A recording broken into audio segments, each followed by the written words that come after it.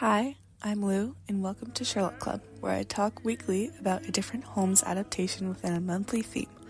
Our first theme is old-fashioned film, so today I'd like to talk to you about one of the most influential Sherlock Holmes writers and actors, and you probably haven't heard of him before. But first, I would like to keep you in suspense and propose an intro question for you to comment or just think about. What was the first piece of Sherlock Holmes media you've ever consumed? My answer to this would be Nate the Great, which is a 1970s book about a young man who plays detective. I actually dressed up as him for a school fair on a memorable occasion. Now that that's out of the way, I'm going to talk about the great women of the Sherlock Holmes canon, because Arthur Conan Doyle wrote some pretty complex and amazing lady characters in each of his stories, only for them to be largely neglected in favor of the Moriarty story and the Irene Adler love dilemma. So I'd like to start by introducing our lovely queen, Irene Adler. She's one of my favorite Holmes ladies of the canon, and I admit that is somewhat basic, but I don't really care, because she's wonderful and talented, and I think each of us has that sort of adventurous spirit that we should all emulate in daily life. I also think that maybe we should hide photographs from mean guys when we break up with them. I don't know, that's just me. Overall, I think that these adaptations always water down her character, which is crazy considering that Doyle wasn't even that feminist. Here we go. Our adaptation of the week is William Gillette, who is, I suppose, more of a writer and actor than he is a sort of film in particular. However, I do believe that this is an important and interesting person who has greatly impacted the public view of Sherlock Holmes. It all started with weird pastiches in musical comedies. Arthur Conan Doyle was getting pretty sick of the Victorian public mischaracterizing his detective. So he wrote a play, partially to make a quick buck and partially to set some things straight. I don't really know if it was 4 or 5 acts because I've seen so many different sources. I wonder if it was maybe like 6, 7? No, I shan't say. Now, once this got off the ground, they had to cast this play, and Doyle couldn't really find an accurate star to play Sherlock. William Gillette, who was in the Secret Service at the time, binged the entire canon, and he and Doyle got into contact. After they were talking for a while, Gillette finally wrote some plays of his own, and this is where the fun begins. I'm sure anyone who's heard of Sherlock Holmes has probably associated him with his cap, his pipe, and his props. While these things did not originate with Gillette's portrayal of Holmes, he popularized them to the point of synonymity.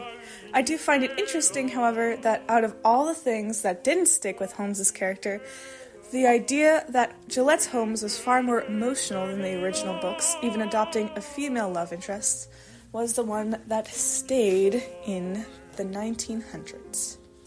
Like all good plays and musicals, this one boomed. It was extremely popular and was known globally for decades.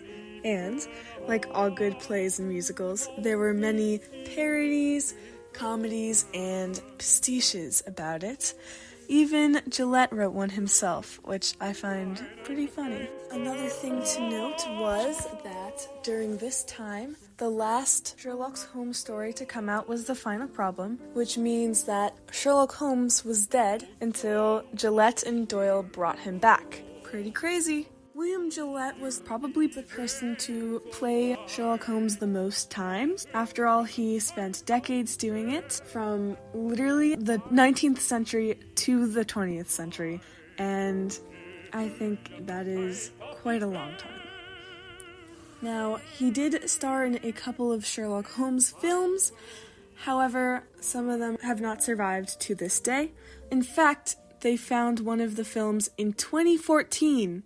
Overall, I think that his impact on Sherlock Holmes, even though we might not think about it now, is everlasting. So now I leave you with 2 things. The first is a creative prompt, which as an artist and a writer, and just an overall lover of thinking and creating, I love creative prompts. So mine is, if you could make up anything about Sherlock Holmes, or anyone else for that matter, and it would be stereotypical and popular and forever, what would that be? Honestly, for me, I think that there are a lot of things that I would kind of confirm or deny about Sherlock Holmes, because as much as his beauty lies in his mystery, sometimes there are things that are a little bit too mysterious, especially because John Watson is an unreliable narrator. And I'm going to leave you with some homework, because everyone loves homework.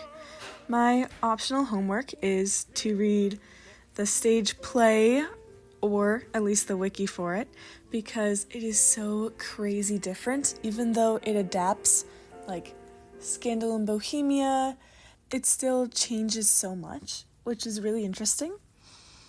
Or you can look at some of the original plays that came before it, or the original movie from 1900, which isn't William Gillette, but it is a 30-second silent film that is the first piece of Holmes on screen. And I'm going to tell you to like and subscribe for more content, because I'm planning on doing the Sherlock Holmes Club weekly for different adaptations as well as extras, and I just think it's fun. I want to meet more like-minded people who love Sherlock as much as I do, and that's about it. See you soon.